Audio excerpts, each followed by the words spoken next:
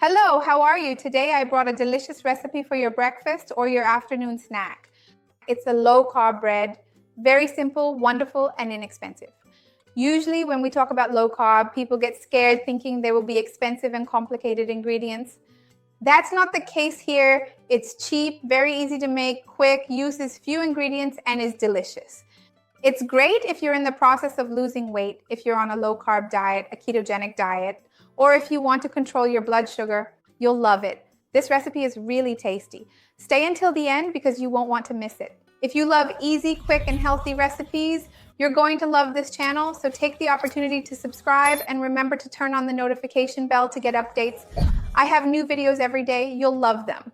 Let's get started with our video, and just a reminder. The ingredients, quantities, and nutritional information will be listed below in the description as always and in the first pinned comment. And if you love low-carb recipes and recipes for weight loss, like the video so I can come back and make more recipes like this for you. And tell me what kind of low-carb recipe you'd like me to make more of. Breads, desserts, lunch, dinner, snacks. Let me know in the comments below what you feel is missing, and I'll come back and make more recipes like that for you. So I told you that this recipe is very easy and very cheap because its base is actually ground flaxseed.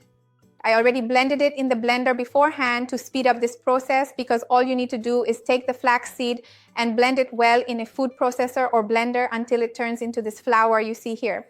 Remember, it's important that you do this right before making the recipe. Flaxseed is really very interesting. It contains omega-3 precursors, it's very rich in fiber, and it has very few net carbs.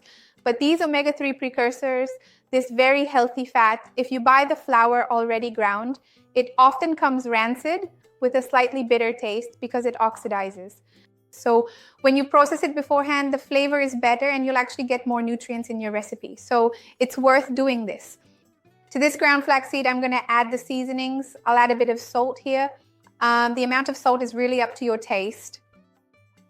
I'm going to add a bit of garlic powder here. If you want to use minced garlic, just take a clove of garlic and grate it in. That also works really well. Remember that garlic brings several benefits to our health and our immune system. I have videos here on the channel talking more about the benefits of garlic, and I'll also leave them linked below in the description for you. Of course, the seasonings I'm adding here are optional. You don't need them for the recipe to work, but they will add a special unique flavor and nutritional properties. So it's always a good idea to add them if you can and if you have them available. But for example, if you're on a salt-restricted diet, you can make it without salt and it will still work. If you don't like garlic, you can use another seasoning like oregano with no problem at all. Or you can even make it plain, just as I'll explain later, step by step with water, and it will turn out just fine that way too. I'm going to add a bit of turmeric here, which will bring natural anti-inflammatory properties and give our bread a nice color. And to improve the absorption of curcumin, I'll add a little black pepper. As I mentioned before, all of this is optional, and in fact, it's so optional that if you want to make this bread sweet, it also works well.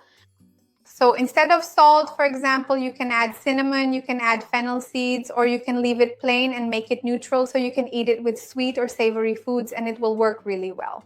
What you really need for the recipe to work is ground flaxseed and very hot water, which I've already heated here, and I'll mix them until it forms more or less a gel. You'll see it will hydrate the flaxseed and give us the consistency we need. So that's really all you need for the recipe to work. Then we'll wait a few minutes for the water to be absorbed by the ground flaxseed. And after that, we'll shape our balls. At first, it seems like it didn't work, like I added too much water and it's not going to work, but that's how it is. We're going to wait a little bit now before making the balls. So give it 2 minutes and I'll be right back. Just wait. So it has already absorbed the liquid, and look at the consistency of the dough. See, it's completely different from how watery it was before. I've already grabbed my baking tray here because I'm actually going to make two things. Some of these breads I'm going to make, I'll bake here on the baking tray in the oven, and then I'll make one here on the plate, which I've already greased with olive oil to cook in the microwave, and we'll see the difference between the two afterwards. So I'm going to separate about 4 pieces here so we can make the balls. You can shape them directly, but I always suggest that you grease your hands a little with olive oil like I'm going to do here to make sure it will be easier. That way it definitely won't stick to you, get in the way of the process, or take too long to finish. We make them just like little balls, nice and round. First, Let me carefully get rid of this mark right here just to make sure everything is perfect. I want it to look more or less like a hamburger bun round. So I'm going to leave it like this. Of course, if you want, you can also absolutely use a regular loaf pan at your convenience, whichever one you have at home, and it will work just fine too. I forgot to grease it here. And then you can cut it into slices if you prefer. I'm doing it this way to change things up a bit and to show that it's a dough you can shape. So look, you can easily make it look like a hamburger bun round. It's all up to the size you want to make it. One always ends up a little bigger than the other because I didn't weigh them, but you get the idea of how to do it.